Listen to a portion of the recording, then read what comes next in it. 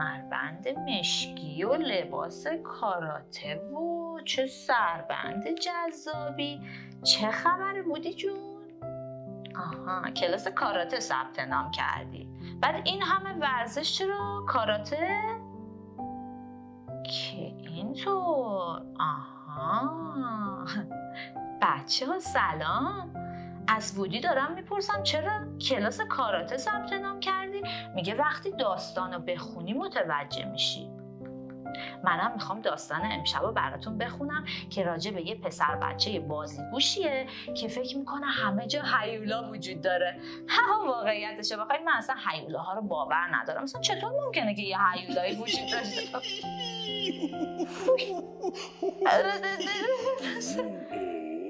چیه؟ هیولاست؟ نمیتونم. واقعیتش باید داستانو بخونم تا بفهمم.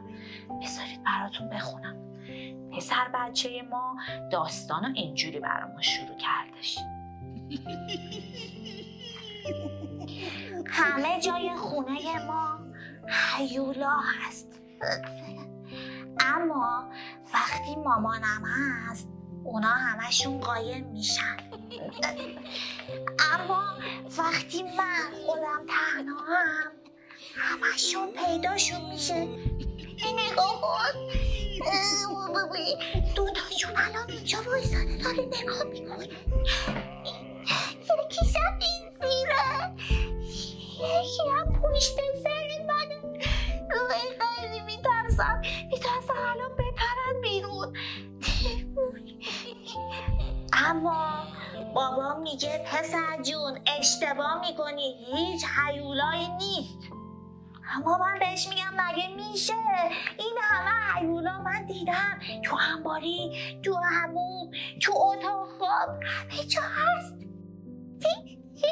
توی زیر زمینمون خیلی زیادن، اما من میترسم اونجا برم به خاطر اینکه اونو حتما به من حمله میکنن. تازه بیرونم هستن، کنار سطل آشغال یه عالمه هیولاهای زشت بدبو پشت سر آشغال قایم میشن. من تنهایی که نمیتونم برم. هر وقت که میخوام برم آشغالا رو بذارم دم در به بابام میگم بیاد، چون اگه نیاد حتما من دیگه بر نمیگردم. اما بابام اصلا عین خیالش هم نیست. اما مطمئنم که نگرانه، به روی خودش نمیاره. تازه موقعی که میرم توی حموم اونجا هم هستم. همون موقع که دارم برای خودم سرمو میشورم آواز میخوام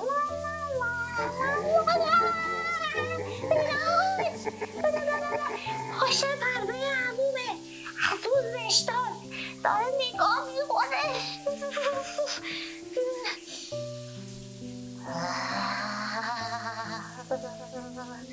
حتی من صدای نفساشم میشنوم. از ایناست که دهنش بو میده. اما تا نگاهش میکنم غیب میشه. اما بعد حمومم خودم میترسم که تنهایی برم توی اتاقم زیر شلواریمو بردارم، به مامانم میگم بیاد به من کمک بکن. خیلی میترسم. اما میخوام یه رازی رو بهتون بگم. این راز خیلی مهمه، شما هم میتونید به کارش ببرید. ببین، هیولاها هیچ وقت تا الان نتونستن منو بگیرن. میدونید چرا؟ چون شبا من میرم توی قلعه خودم قایم میشم. آره دیگه، قلعه. نمیدونی کجاست؟ طبقه بالای تخت. آره، بابام بهم گفته، میگه هیولاها از طبقات بالا که بخوام با پله برم بالا از نردبون میترسن، به خاطر همین نمیتونم بیان. البته نمیدونم راست میگه یا نه ها، اما تا حالا که نتونستم منو بگیرم. من بهتون پیشنهاد میکنم شما هم امتحان کنید. چقدر بدم میاد همچون واسدن زوزون آدم رو نگاه میکنن. برین دیگه بیکارا، حساب آدم رو خورد میکنن. خستم کردن انقدر که هیولا دور و برمه. باید یه فکری بکنم. یه چیزی یادم افتاد. امروز که داشتم از مدرسه برمیگشتم یه آگهی جذاب دیدم. نوشته بودش که کلاس کاراته برای کوچک و بزرگ. قطعا منظورش منم. آره، امشب سر شام رفتم به بابا مامانم گفتم من دلم میخواد برم کلاس کاراته که کاراته یاد بگیرم که هیولاها رو از بین ببرم، دیگه اینا به من نزدیک نشن. اونا استقبال کردن، بودن آفرین پسرم خیلی کار خوبیه. به خاطر همین دیگه من رفتم کلاس کاراته. کلاس کاراته خیلی جذاب بود بچه‌ها. یه عالمه حرکات ترسناک یاد گرفتم. وای خیلی خوبه. تازه اینو بهتون بگم یه حرکت جذاب یاد گرفتم که میتونم با یه دستم تخته رو بشکنم. اینهاش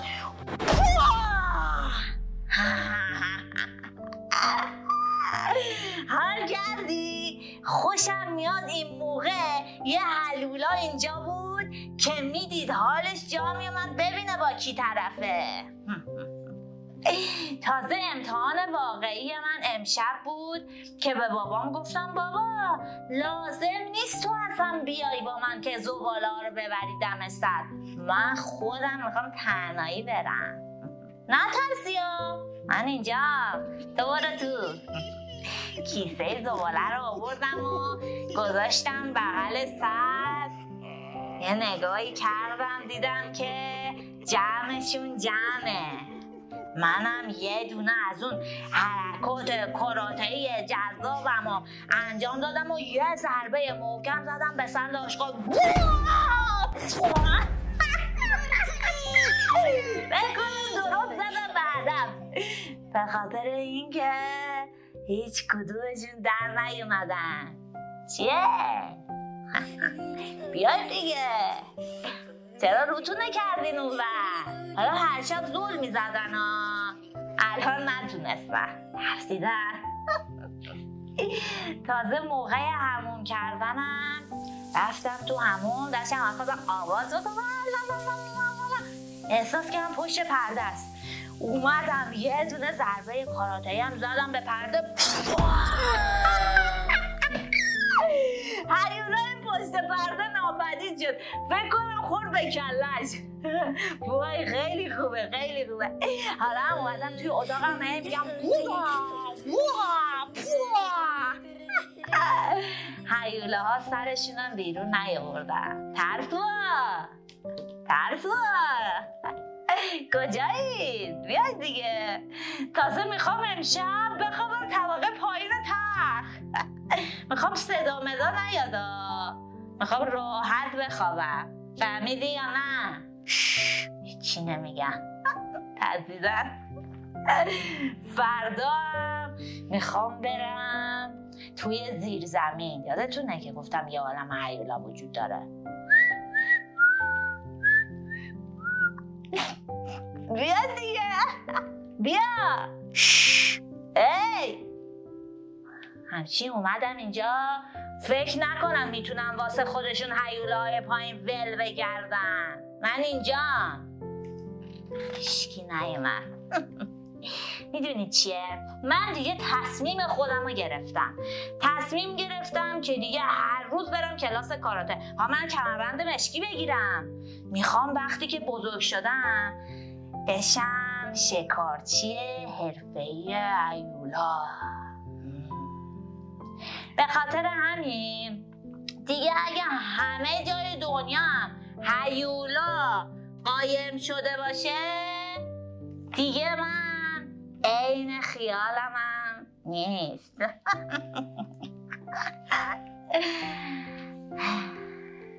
خب بچه ها، چه پسر بچه باحالی بود، چه راهکار جالبی پیدا کرده بود.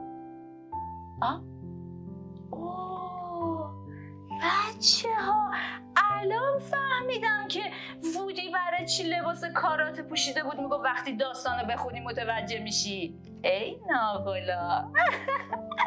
خب امیدوارم که از داستان امشب ما هم لذت برده باشید. تا داستان دیگه و یه شب و یه قصه دیگه شما رو به خدا میسپارم. خداحافظ.